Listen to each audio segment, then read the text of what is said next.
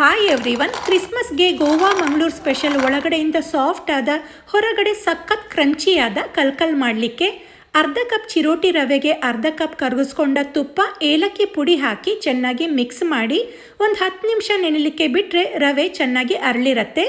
ಇದಕ್ಕೆ 2 ಕಪ್ ಮೈದಾ, 2 ಪಿಂಚ್ ಉಪ್ಪು ಹಾಕಿ ತುಪ್ಪ ಹಿಟ್ಟಿಗೆ ಚೆನ್ನಾಗಿ ಹರಡೋ ಹಾಗೆ ಮಿಕ್ಸ್ ಮಾಡಿ 1 ಕಪ್ ಅಷ್ಟು ಸಕ್ಕರೆ ಪುಡಿ ಹಾಕಿ ಮತ್ತೆ ಮಿಕ್ಸ್ ಮಾಡಿಕೊಂಡು ಸ್ವಲ್ಪನೇ ಹಾಲು ಹಾಕ್ಕೊಳ್ತಾ ಸಾಫ್ಟ್ ಚಪಾತಿ ಹಿಟ್ಟಿನ ಅದಕ್ಕೆ ಕಲಿಸ್ಕೊಳ್ಬೇಕು.